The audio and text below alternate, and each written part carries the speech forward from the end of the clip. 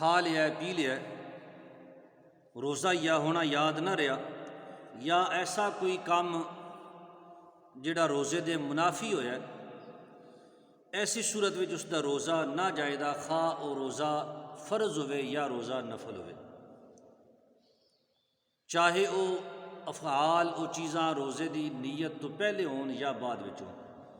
یعنی روزہ یاد نہ ہوئے تو بندہ کھا پی لے تو روزہ نہیں جاندہ۔ کسی روزہ دار نو اگر انسان ایسا کردیاں ویکھے کوئی او کام جڑا روزے دے منافی ہے، اور اگر کسی شخص نو بندہ کھاندیاں پیندیاں ویکھ لے روزے دی حالت وچ، تے فرمایا ہن اس نو یاد دوانا واجب ہے، اس نو بندہ ضرور یاد کرائے بھی تینوں روزہ ہے۔ اگر یاد نہ کروائے دا تے وہ ویکھن والا گناہ گار ہوئے دا، اس کرنے والے نو گناہ کوئی نہیں، لیکن ہن اس ویکھنے والے نو گناہ ہوئے دا کہ اس نو تے یاد نہیں رہا، تینوں تے پتہ ہے نا بھی تینوں بھی روزہ ہے، تو وہ بھی روزے دار ہے، اس کے باوجود تو اس نو یاد کیوں نہیں کروایا۔ ہن دوسری صورت یہ ہے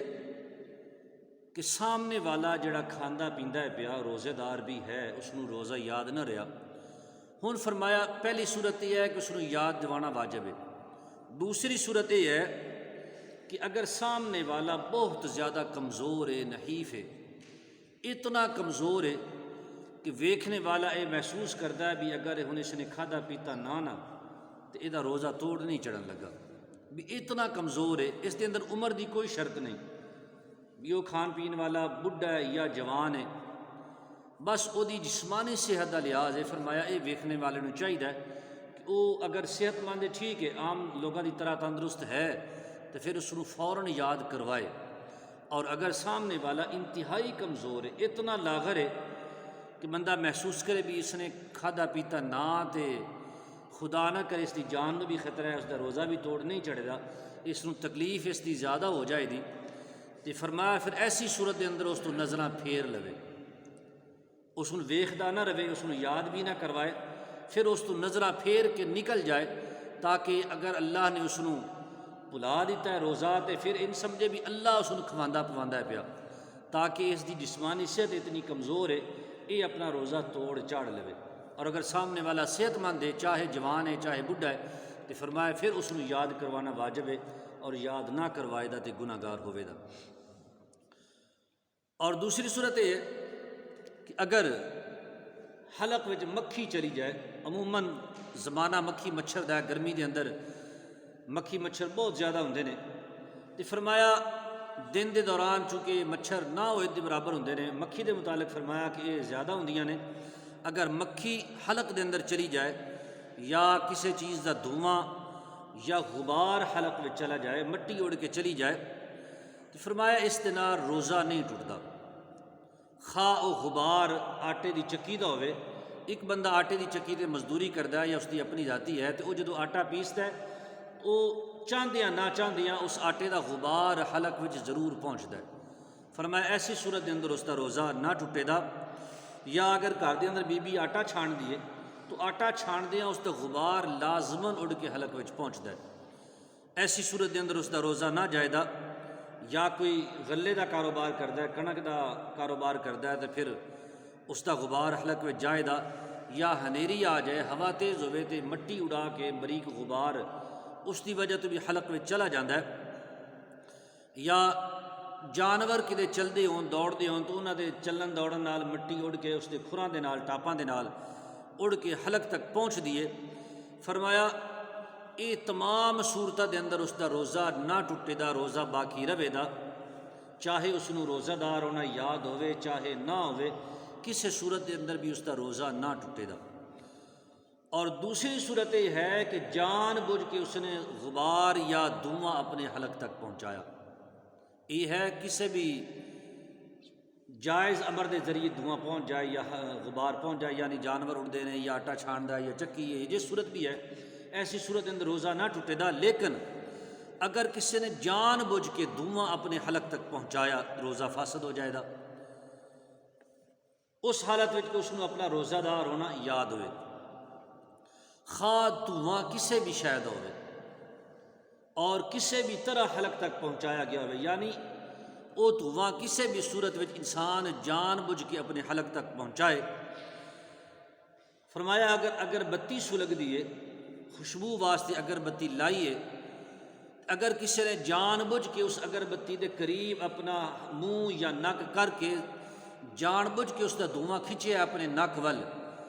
اس دا دھواں نک حلق تک اس دا ذائقہ پہنچیا، فرمایا ایسی صورت اندر اس دا روزہ چلا جائے گا، روزہ فاسد ضائع ہو جائے گا۔ اور اگر کوئی شخص حکا پیندا ہے، سمجھدا ہے بھی حکا پین والے تے دھواں یہ کہڑا ٹھڈ بھریندا ہے تے روزہ نہیں ٹوٹا، فرمایا ایسی صورت اندر بھی اس دا روزہ ٹوٹ جائے گا۔ اور اگر فرمایا حکا پین والا جان بوجھ کے ایسا کرے گا، قصدن ایسا کرے گا، ایک تے اس دا روزہ جائے گا، دوسرا اس دے روزے دا کفارہ لازم آئے گا۔ نیرا یہ نہیں بھی روزہ ٹوٹے دا تے قضا رکھے دا، نہیں، فرمایا ہن اس تے کفارہ بھی لازم آئے گا کہ اس نے جان بوجھ کے ایسا کیوں کیتا ہے۔ اور یہی حکم فرمایا حکے دا بھی وہی حکم ہے، بیڑی دا، سگریٹ دا، سگار دا، یہ تمام چیزاں دا یہی حکم ہے۔ اگر یہ حکا یا بیڑی یا سگریٹ پین والا یہ سمجھدا ہے بھی یہ دھواں میرے حلق تک نہیں جاندا تے میں اپنے حلق تے جان تو پہلوں یہ دھواں باہر کڈ چھڈاں دا، فرمایا ایسی صورت دے اندر بھی اس دا روزہ چلا جائے گا، کیونکہ اس نے ایسا فعل کیتا ہے جڑا روزے دے منافی ہے۔ کیونکہ دین محمدی یہ حکم دیندا ہے کہ جدو وضو کریے تے کلیے کریے، 3 دفعہ منہ چ پانی پائیدا ہے تے دوجی وارا غرارہ کریدا ہے۔ ہن حکم یہ ہے روزے دے حالت دے اندر بندہ غرارہ نہ کرے تے بہتر ہے۔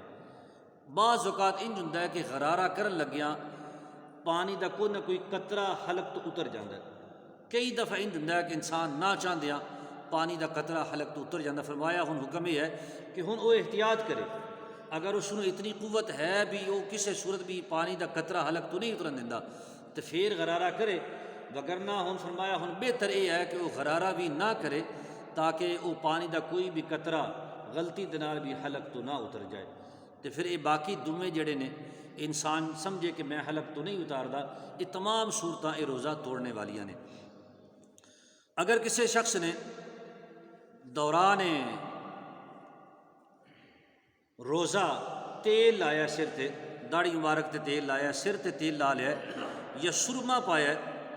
انہاں صورتاں دے اندر فرمایا کہ تیل لان نال یا سرما پان نال روزہ نہیں جاندا، بلکہ فرمایا کہ تیل اور سرمے دا ذائقہ اگر حلق تے محسوس ہو جائے پھر بھی روزہ نہیں جاندا۔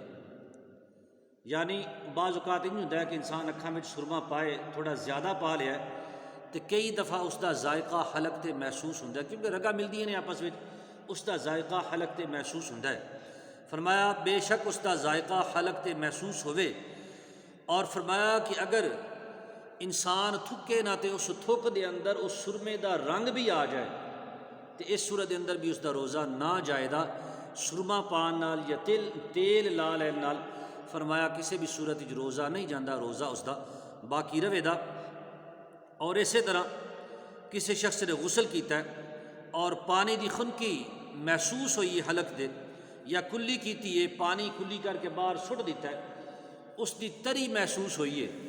تو فرمایا اس صورت دے اندر بھی اس دا روزہ نہ جائے دا، کیونکہ عموماً ان ہوندا ہے کہ جدو کلی کریے تو پانی دی تری اندر رہ جاندی ہے، پانی نہیں رہندا لیکن پانی دی تری احساس اس دا اندر باقی رہ جاندا ہے۔ فرمایا اگر وہ جڑی تری معمولی جی باقی رہ گئی، اگر وہ انسان تھک دے ذریعے نگل بھی جائے نا، پانی نہ جائے، پانی اس نے اپنی پوری ذمہ داری نال پوری تسلی نال پانی باہر سٹ دیتا ہے، اس دی تری باقی ہے،